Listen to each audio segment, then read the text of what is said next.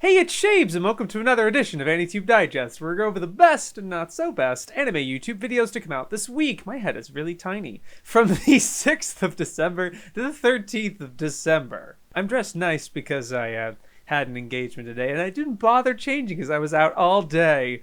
And it's now 6:40, and I'm recording Digest. Ugh, it's fantastic. This might be the last Digest for the year. I think I want to do like one more, but I'm also going to get really busy towards the later. Well, we'll see. There probably might be a end of the year thing, but it might be a little different. Anyway, yeah, onto the videos. So I thought were decent. They're pretty good. I was about to say not that good. I'm sorry. No. I liked them. I swear. How is my head this tiny? What happened? What happened? I'm so distracted by that now. Okay, I have to like come closer. That's probably what it is. There we go. Okay. I'm a little loopy. I'm not sick still, I swear. I'm not that sick. Anyway. First videos from Glowworm Apocalypse. They sent me their video. It's like, hey, you gotta check this out. And I'm like, yeah, sure. The dark children's anime you never saw animation. And yeah, this is pretty much fully animated. They're like, you know, amazing, whatever. But it's sort of like, it's very similar to, oh, geez, what is his name? Swoozie, yeah. Where they're just animating the avatars and stuff, and they're depicting some of the stuff that happens in the anime as well as showing some clips, which I thought was interesting. This is really funny. They're talking about this like VHS that they had as a kid, and they had like these 3 episodes of something, and they just were like, oh, it's anime. They don't know what it is. They don't say, they don't really, they show enough though to be like, guy, that's manga sekai mukashi banashi, which you're like, what? So yeah, that's an anime. And I've been aware of it because I actually made a whole AMV series using footage from this show that you talk about. And you talk about 3 episodes, one of which I was pretty intimately aware of, but I used a little bit for my AMV series. But I still have the full series downloaded raw. Like, this has not been subtitled ever. I think maybe there's an episode somewhere. But yeah, I was aware that at least Alice in Wonderland's 2-part episode had been dubbed into English and localized way back in the day. And so I think this is part of that, actually. You kind of uncovered like this VHS, and they just kind of were just called whatever. And yeah, they have, I'll tell you the episodes. It was the Noah episode is episode 20A. So like all the episodes, as you probably are aware, are half-length episodes. So that part A of episode 20 is the Noah episode. Episode 19B is the Country Mouse and City Mouse episode, and episode 30A is the Boy Who Cried Wolf. Just to let you know, if you're curious about that, it's manga sekai mukashi banashi, and yeah, I was aware that it's funny. The Noah episode actually has art direction by Shichiro Kobayashi, who's very prolific and did the art direction for Berserk, Utena, Urusei for a Beautiful Dreamer, Angel's Egg, Castle of Cagliostro, a lot of Dazaki stuff. Like he's considered like one of the best art directors, period, working in anime, at least to my admit. You know, Kazuoka is also up there, but he was trained by Shichiro Kobayashi. Anyway. And then I'm not fully aware of the staff on Boy Who Cried Wolf and Country Mouse City Mouse. Although I look at Country Mouse City Mouse, and honestly, the designs kind of remind me of something with Akio Tsukino. Like they have like the little dots for eyes and things like that, and the way they're kind of the bodies are shaped. What's interesting about this show is that pretty much every episode has a different art style to it, and you know, some of them are a little similar in places, especially later on in the show. In the series, but yeah, pretty much every episode, including the split episodes, like in 19A and 19B, have different art styles, and so they have a variety of different directors, animators, character designers, and things like that, and it's pretty cool. Yeah, but it's just so funny that like it's like I actually know what show you're talking about, and you're actually talking about a very, very deep cut. All things considered, like yeah, this show isn't even subtitled really. But yeah, there's over, I think this one has over 100 episodes, but then the parent show that this is taking from is manga Nihon Mukashi Banashi, which instead of taking fairy tales from all over the world like this show does, you know, manga sekai meaning world, manga Nihon is just Japanese folk tales, and there's over 1,000 episodes of that. But this one has 127 B, A, and B, so that's like 200 and it's 127 plus 2. It's 250, 252 episodes there that are thereabouts. Yeah, but I don't know. I was just like so jazzed they actually talked about this. I was just like, oh my god. Actually, I didn't make the connection on the thumbnail when you sent it to me, and then I watched it, and the first thing was like, you were like, hey, you remember that thing with the girl and it was the girl from the OP. I was like, dude. I just thought that was so funny.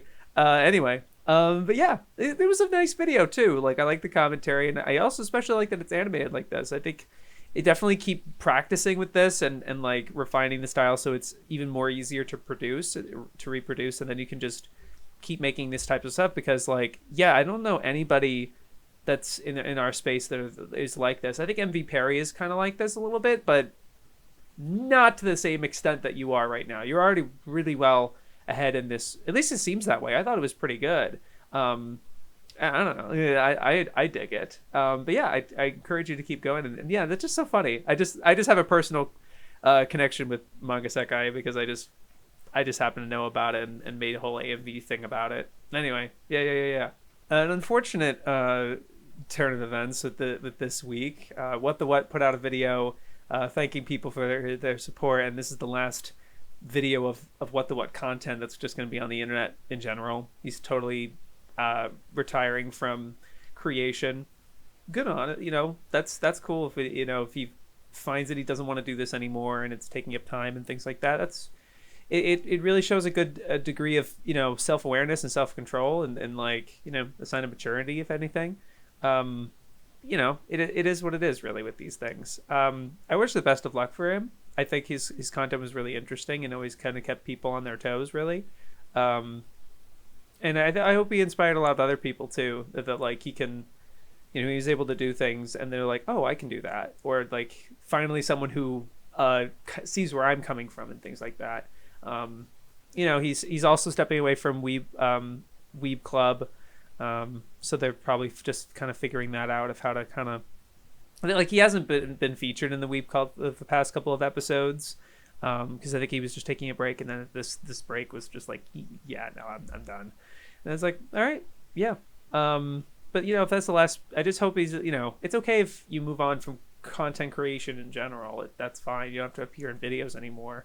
But I mean, I just hope you're still like kind of around and have like a decent presence, because I do still think you keep people on their toes and like have a really interesting perspective. Like, you don't have to make videos anymore. Like, that's totally fine. But I just hope that doesn't mean you're just going like completely disappear or something. Like, like I think some creators end up doing, unfortunately. But best of luck with stuff. Yeah. Garnt, has the video on his second channel. I think I was aware of this second channel, but I just, whatever. And he just, he had put out this video as well as the other one, with like anime sucks, and it's just like a kind of a shit post on the lack of a dislike bar. But that doesn't mean the comments are disabled. Like, but obviously he's doing this very tongue-in-cheek. I don't know if how many people are actually going to give him any shit. There were some pretty funny lines in that very short video, but this one I wanted to mention just because it's a kind of a new thing. It's on his second, a different channel and things like that, and it's something he's trying. I thought it was really funny at the beginning. He's like, hey guys, it's your boy, and he's like, I'm never doing that again. And just like kind of like how awkward he is with this. It's just kind of funny with like seeing such a veteran YouTuber has made videos for such a long time, and then see him kind of like try this new environment and stuff, and he's like, I'm not great at this, or it's like, I don't know how to do an outro and whatever. But kind of having like a middle of the road moving video of just like showing off their previous apartment and then their new one. There's nothing too fancy or special about this. It really is just him moving around with the camera and stuff, and he's not trying to do anything too out of the ordinary.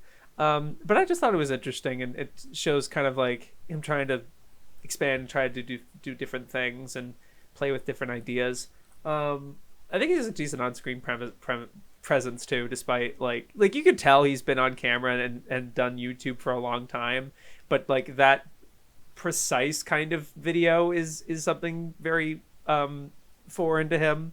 And that's fine. I think that makes it kind of an interesting contrast and kind of makes it an interesting video. I don't know, just something I wanted to talk about.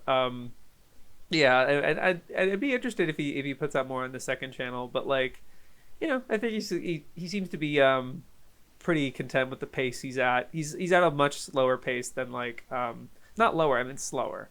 Like than Joey or Connor. Like Connor's like really loving streaming and ramping up and doing a lot of stuff, and Joey I think is sort of in this middle ground where like I think he's doing a lot more on his second channel.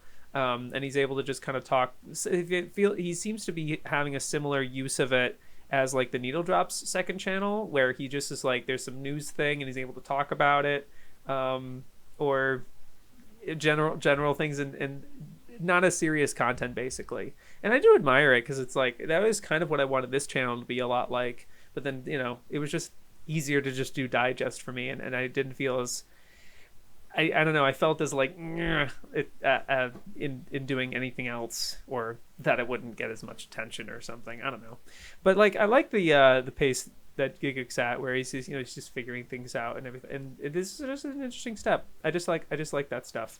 Yeah, I just wanted to talk about it. It's interesting. Sorry if this feels like such generic commentary. I'm sorry. It just, I don't know. It just happens that way, I guess. UrbanTheMyth, I got to talk about every upload he does because it's so rare.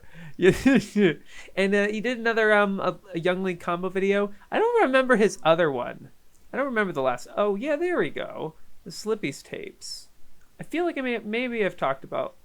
Oh, yeah, he's done this a couple of times. Yeah, neat. I don't know if I've talked about them before. I don't remember. I'm sorry if I have. It's just like, well, yeah. Anyway, but like I like this. I like the edit a lot. I think the first half has a lot more energy than the second one. The second half is nice. It just has more of a trance-like feeling to it, and you kind of start zoning out, and all the clips sort of bleed together, and it's more of a trance thing. And I dig that. I dig that as an experience, But I do really admire the edits in the first one, in particular the transitions from one to the kind of having the Link in the same position, roughly, and then going right into the next one and everything, and having them flow like that was great. Of course, the combos are amazing. It really I admire a lot about like choosing a character that like doesn't seem to be used all that often. Maybe I'm wrong. I'm not like a avid Smash watcher, but I played a lot of Smash, and I know it. I know the Smashes. You're like, this isn't like Vox or Marth that he's playing with. It's kind of it seems like more of an underused character, all things considered, and I think he does a very good job with him. Very good. But yeah, the edits are great. The soundtrack is great. And it's fun. There's like a little double feature thing. Though I do find that the second feature is the B side is a lot mellower and trance-like, and it's interesting. Yeah, I dig it a good deal. I'm happy he uploaded some more. And again, dude, it's like upload the Minecraft world thing or whatever you want to do, and I'm cool with whatever you want to upload. Like it's very very good. Maker of videos. I'm just saying you're good at it, so don't sweat it.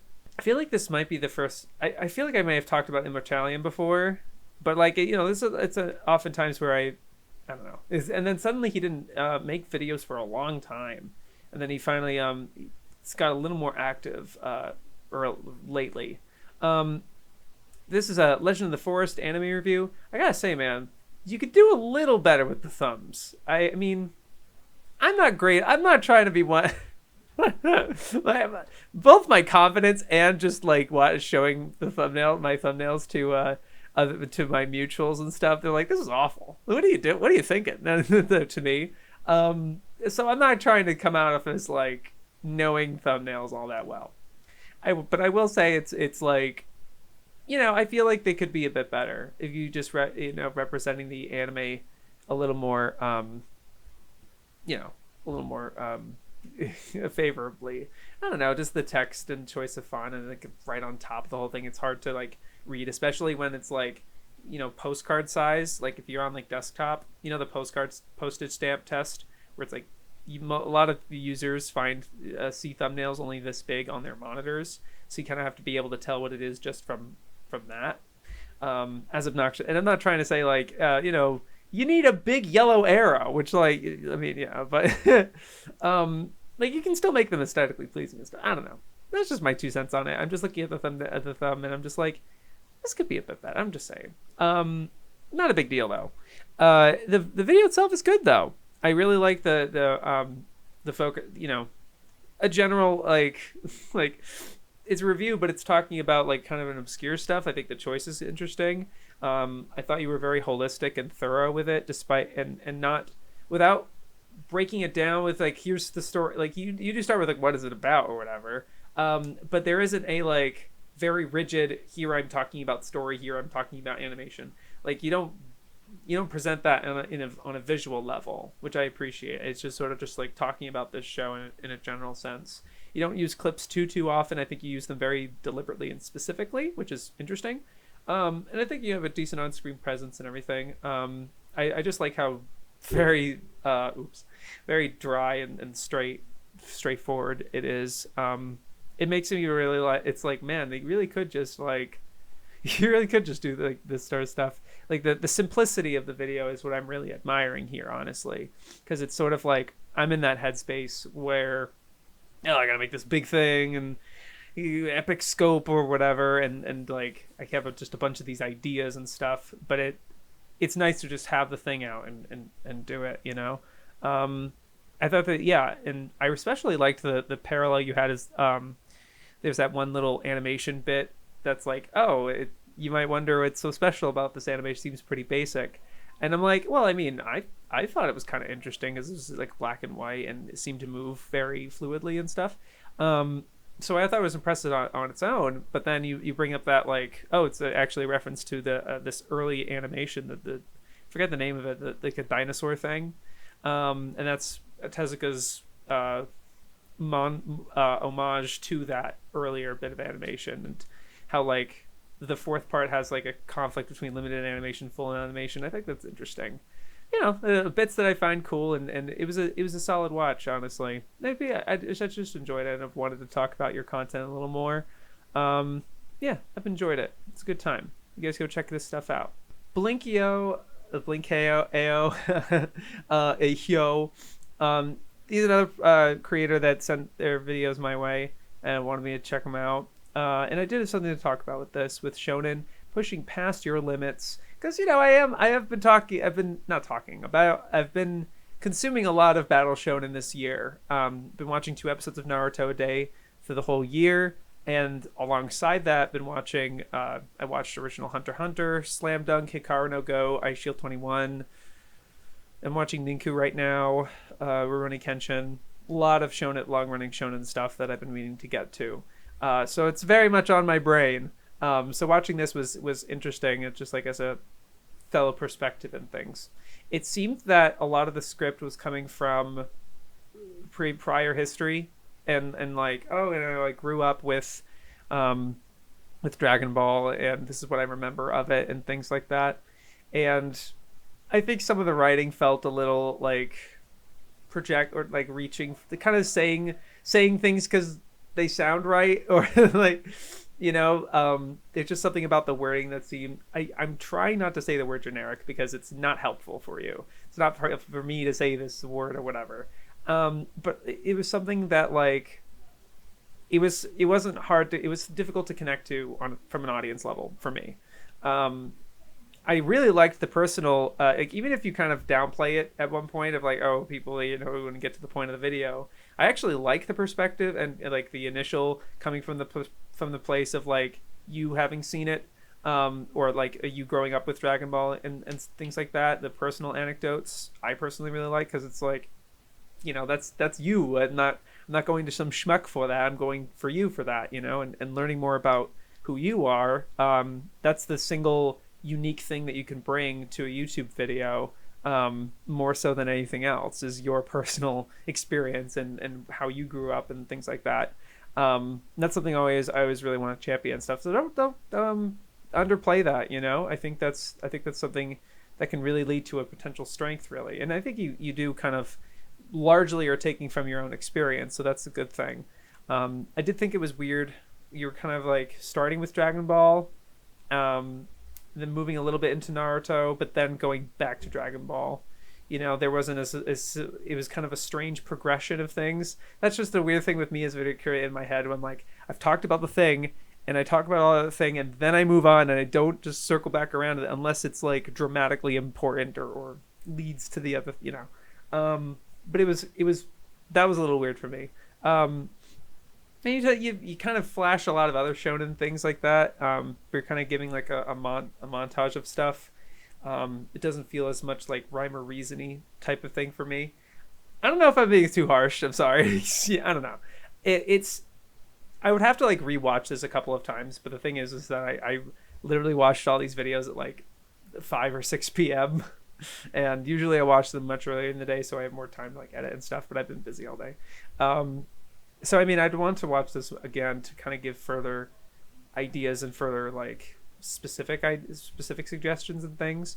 But like the one thing that does also kind of stick out to me is you talking about Naruto, and the thing you decide to focus on is hard work versus talent with Naruto, and specifically like Rock Lee versus Gaara. And you've also said that you haven't really seen Shippuden, or I don't know how far you've actually gone. I think you kind of hand wave the Naruto Sasuke first like part 1 fight. And like, yeah, it's funny how people focus more on this fight than the other ones. And I think there is something interesting to be said about that, because yes, a lot of fans fondly remember that moment. Although I think you very severely downplay that he loses.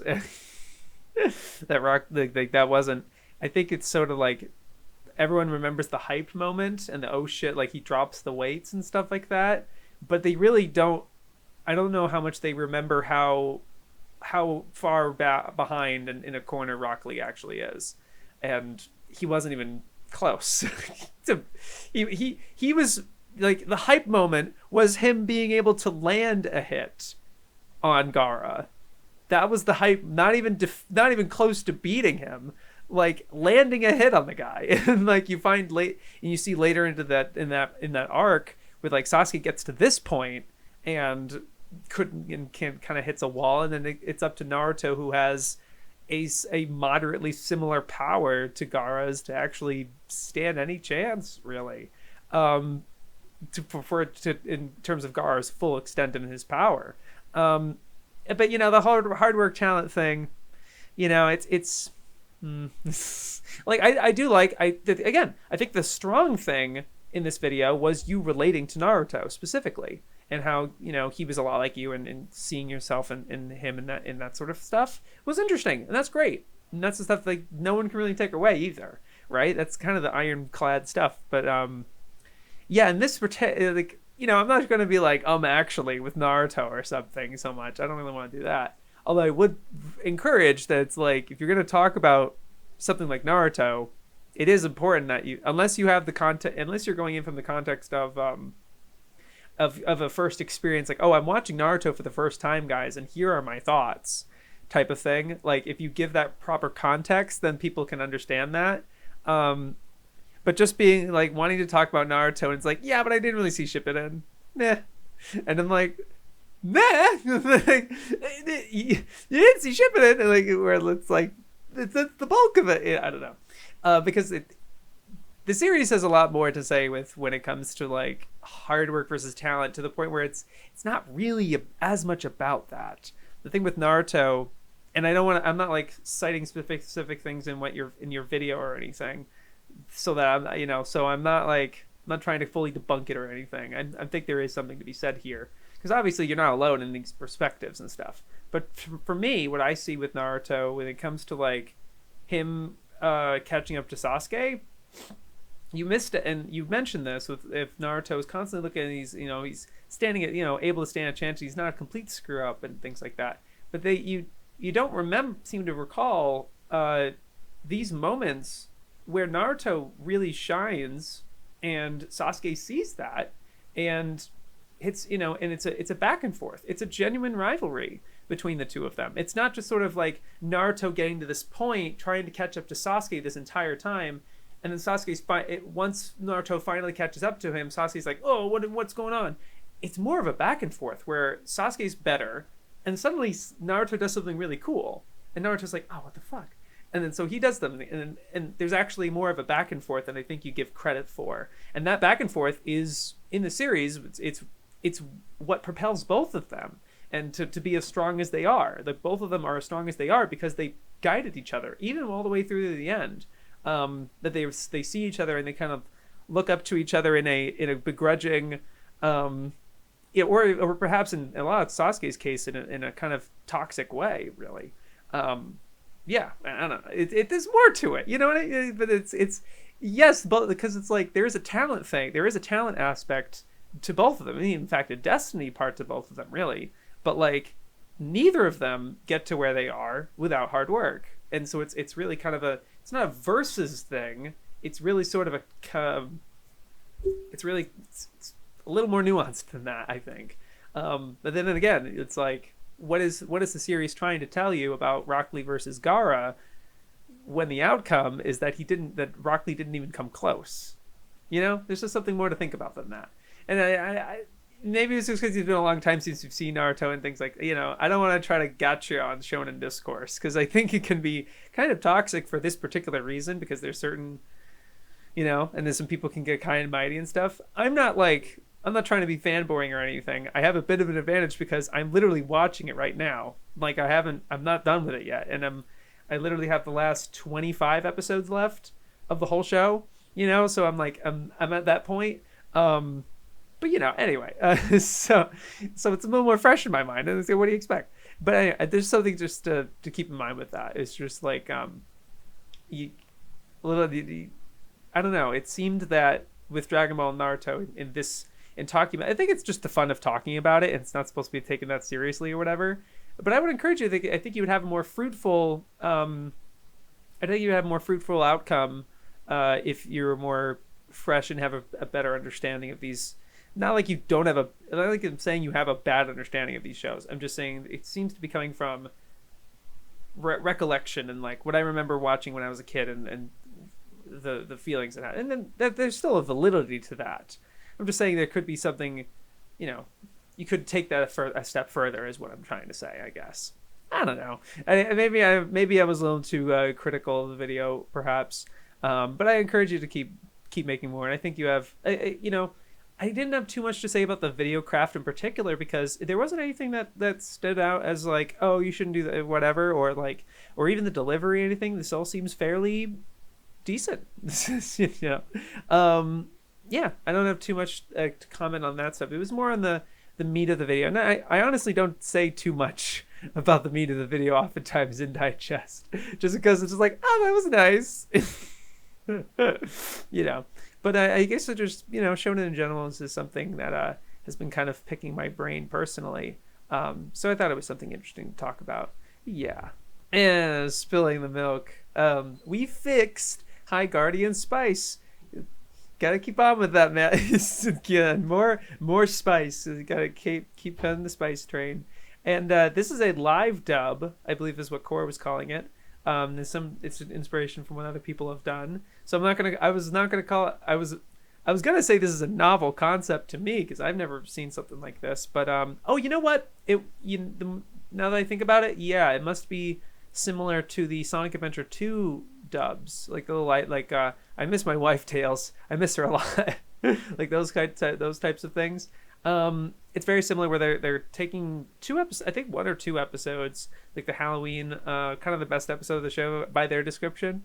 And so Jack is playing one of the characters, Core's playing another character, Eden's playing a couple characters, and they have a couple other cast members and stuff. And I think everyone does a really good job. I think everyone has good energy, even when, like, you know, it's very clearly just kind of a one take, have fun, see what happens type of thing. Seeing a lot of like kind of a shit posty jokes and stuff, like very off the cuff and stuff. Not a lot of stuff planned necessarily. Maybe sort of like thinking of something, but there was a lot of good improv all around, bouncing off of each other, especially bouncing off different energies and rolling with certain things, like the kind of the racial stuff that was happening towards the end was like a lot, and they just kind of kept doing that. And I think there was like a lot of there's a lot of good yes and moments in this, and building on top of things, but also kind of presenting what's in the show as well. It's fun. I think my dig on it, I guess, is just, God, it's so long. What do you mean there's outtakes to this? 30. It took so long. It was just very long. I think it was just like a ha, but I don't know if it necessarily warranted its length for me personally. But I get it, if you're doing redubbing a kind of an entire episode, it kind of has to be that to necessity in a way. But man, yeah, I don't know. I just thought it was a tad long, I guess, especially for like a lot of instances like, I don't know. It's a lot of uncomfortable improv in places. But again, I think the energy was kept up all the way the entire time. I think something like this could get very discouraging potentially if some people aren't fully committed or into it. I think everyone did a decent job with this, and yeah, I don't know, it just was fun. And kudos to the editing on this, because I imagine it was a belaboring, time-consuming thing, just trying to get along with the mixing and like various things, I guess. Not like there was anything like super intensive, like After Effects-y whatever, but it was just sort of like, yeah, here's the thing we're doing, And also, I guess also, like, if there's 10 minutes of outtakes, there's sort of like, there is stuff that is cut from this, so it's interesting in that way. Yeah, I dug it. It was fun. Okay, now what I thought were the best videos of the week. I think I thought it was the best videos of the week. And this first one's a shout out to the Weeb Crew. It's Mumi, Hayden, and myself talking about the Nintendo 64 sim. Now it's about video games. It's just video games, and yeah, we talk about video, which, like, I think Mumi was the hardest core gamer out of any of us, and then like Hayden was much more into video games recently and into the retro scene. He has a very deliberate, specific, typical of Hayden, right? Of like a very precise and niche perspective on like retro games and the history behind them and things like that. I think it was really interesting, and it's a good mix. And then me it's just like, yeah, I played video games when I was a kid. I'm just like kind of the Nintendo dweeb, I guess. It's great. But still, I thought we had good conversation. I also really appreciated that Mumi and Hayden both moved the conversation and had a lot of like, let's talk about this and talk about this subject, and a little more of a structure, I guess. And I thought that led to a lot more fruitful conversations and a more wide variety of topics, and it didn't just feel rambly in that way. Although I think all three of us have that tendency of just like to have our piece and to talk for a good chunk of time, and somebody else talks for a good chunk of time and things like that. But the dynamics were fun, and again, the subject isn't kind of unconventional for us. So if you find that interesting and have 2 hours that you need something to listen to, I mean, yeah, I think this is really fun. Yeah, you definitely should check it out. Mine's in motion with another gorgeous video, this time about Harley Quinn and Poison Ivy, a slow burn relationship in the making. And I really admired the narrative, the video narrative in this one more so. Like, she's been great in that in general, I think, and just sort of flowing a conversation, a video one to the next, and doesn't feel like paragraph to paragraph. It just feels like one continuous flow of a thing, I think. But this one in particular, I think, does a really great job really giving a big enough platform and sort of giving enough evidence, I guess. Because I do appreciate that she acknowledges that they acknowledge somewhere in the middle that there's this feeling that is like forced, where it just kind of comes out of nowhere, and it's not true at all. Like the first interaction that the two of them have right from the gate has that inclination and leading down that path, and plenty of artists have very I would say faithfully, in terms of like they've actually done good things with it. Because I can imagine with comic books, there's just so much shit that can go wrong. Like you can just have a writer that does a series that just is really gross, or doesn't do a great thing. And I think Lines of Most Ed, she also they also talk about that particular moment. There's like this one Paul Dini miniseries where there's a lot of abuse happening, but it's more very slapstick and things like that. I appreciate the acknowledgement of that, but it feels very holistic and like going through everything without such refined, specific, like not trying to because I really think that just the mountain of like examples and different artists and different writers taking these character pairings, it just all speaks for itself, and it doesn't need any like proving. Like and I appreciate that they didn't really focus on that at all, and that just sort of like exploring it and how effective a relationship it is, and not so much of like it's nice that there's representation, but it's actually like really interesting and good representation, and it has a thematic meaning behind it for both of the characters that means something, and it gives a lot, and it doesn't feel like Lines of Motion is making anything up. Like it's all there, and it's yeah.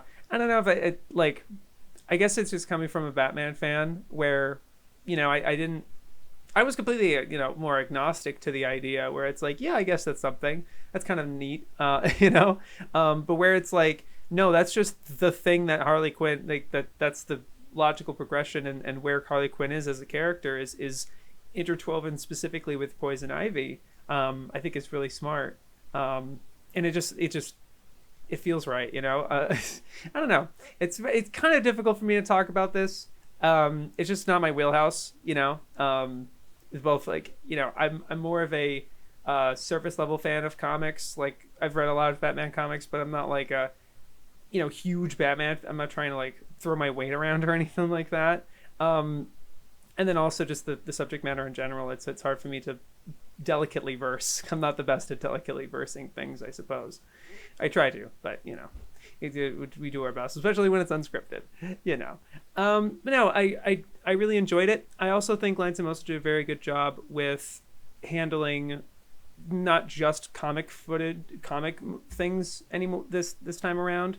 There was actually a fair deal of animated media that they were able to play with, and so there's a lot of motion, and there's a lot of things that I'm sure that they edited that completely, like, I didn't recognize as an edit by them. Like it probably was just, and then sometimes where I'm looking at it and I'm like, okay, yeah, they're pumping the brakes a little bit. They don't need to animate this panel here. Like, this speaks for itself. This can take from here. It's more of an economical video in that way, which I think is important when you're making videos like this, when like you might feel like you have to keep one-upping yourself, when you really don't because it just leads to more burnout quicker, really, and maybe also creative discouragement. I think this is really a good positive direction for her channel, I think. And also I'm just like more happy that they're talking more about these subjects without any fear or any like in any way that has, like, I don't know, it's just really well done, because I think these sorts of subjects have been handled before, not in the best, more like not in the most smartest way, or like perhaps they're a little more emotionally charged. And I especially think that they keep their emotions like very like straight. The straight shooting. It doesn't feel manipulative or heavy, really. It just feels more approachable and sort of like, yeah, this is it. And I don't know. I just really enjoy it. I think they're going in a really good direction here. Yeah, I just really enjoyed this video. Of course, I think every video they're making is incredibly exciting and polished. Very, very good stuff. Ygg Studio, We Have Forgotten Love. This is a response to her previous video from 2018 on We Have Accepted Mediocrity, which I've covered before on a request video.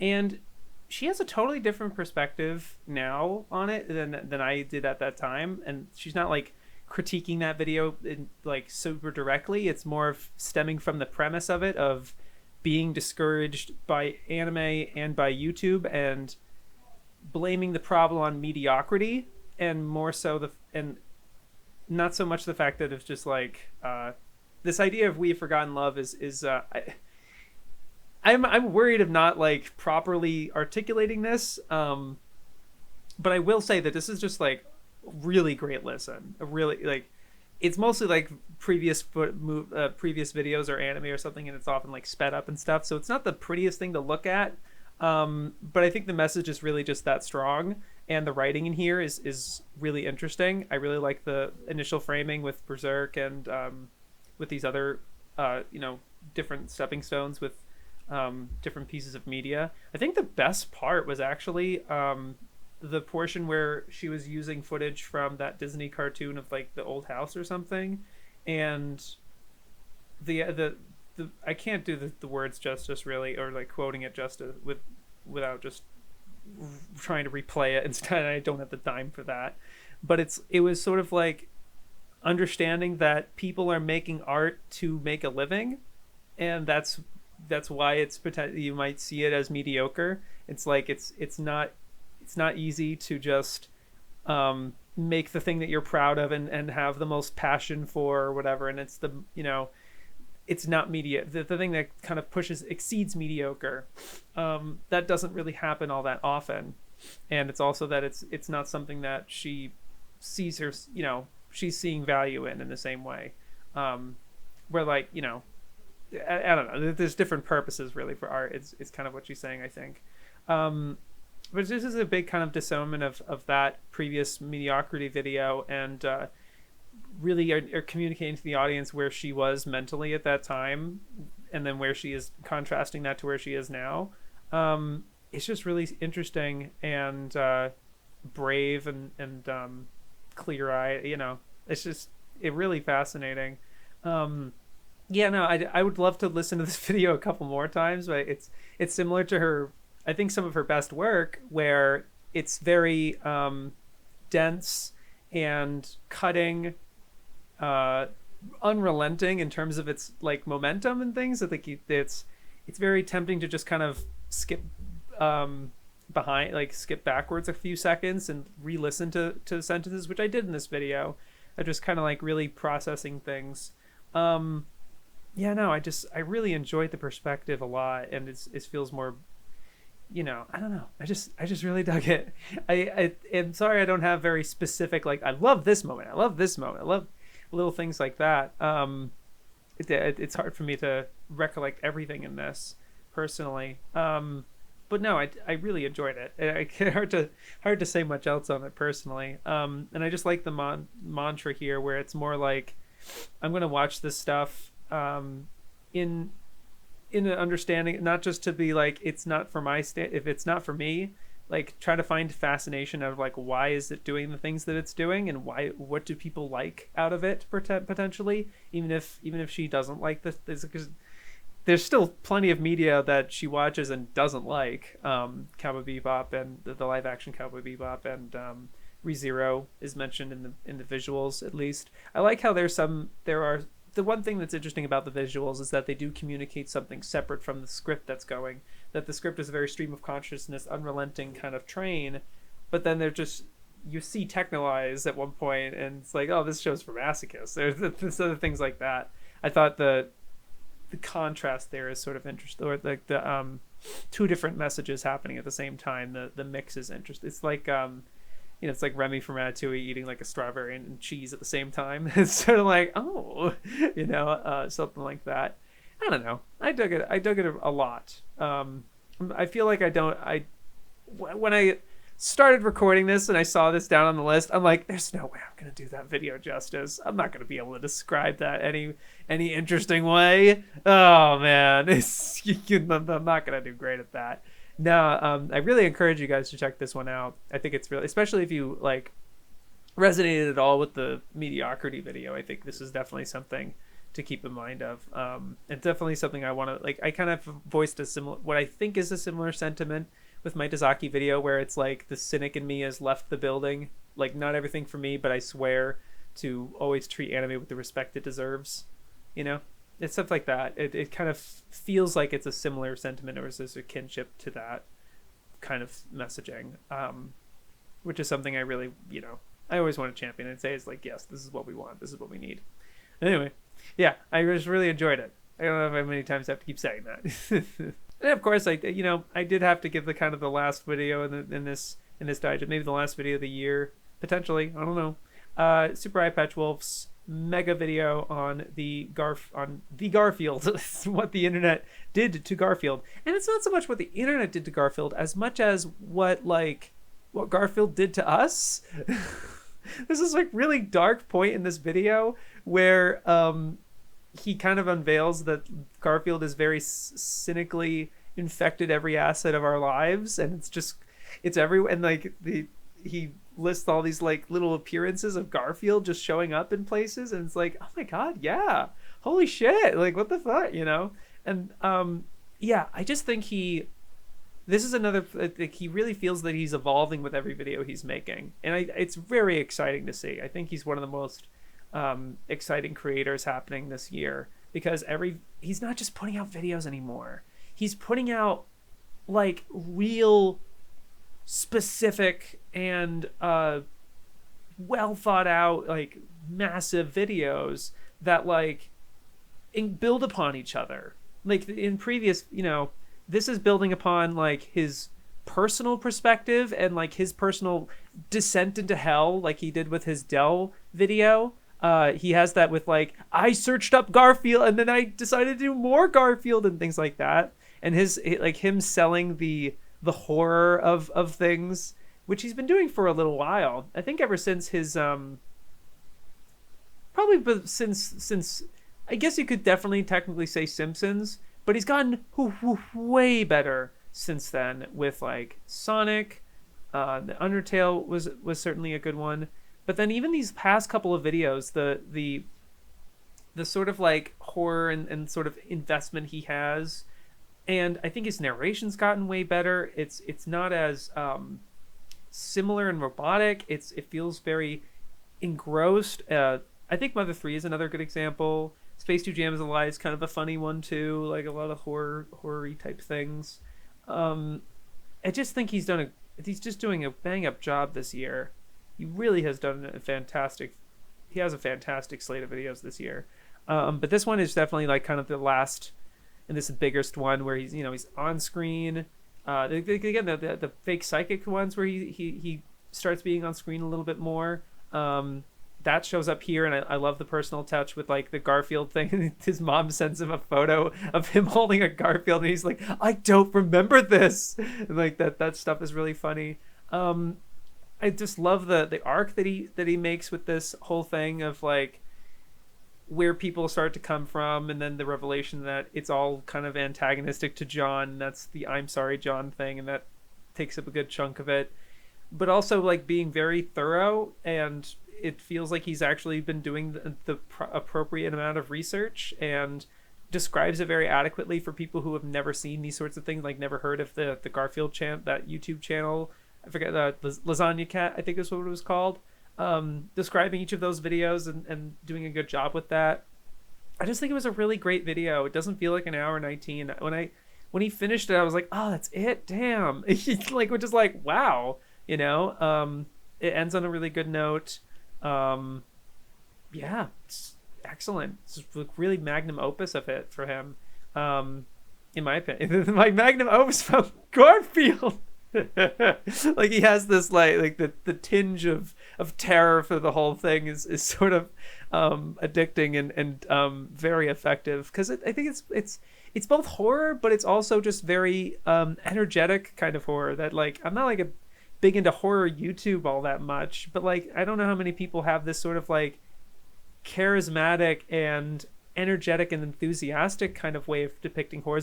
Oh no, like I don't know, it's fun. It's just really fun. I think he's just really finding his stride with this. It's just wonderful. Yeah, I enjoy his video a good deal. Yeah, it was fantastic. Hey, it's sort of resembling an hour again. I can't believe it. Shit.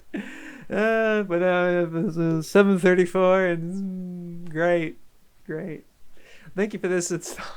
Thank you for watching this installment of AniTube Digest. That'll do it for this installment. You had a script, Shapes, and you ruined it. Thank you for watching. Thank you to my patrons. Yeah, I think I want to do something. I have an idea for the kind of an end of the year video, and it's not necessarily a top videos type of thing. Something else, but we'll see. We'll see if I make it or when I make it. I don't know. Yeah, you guys have a great rest of the year if I don't see you. Yo, peace.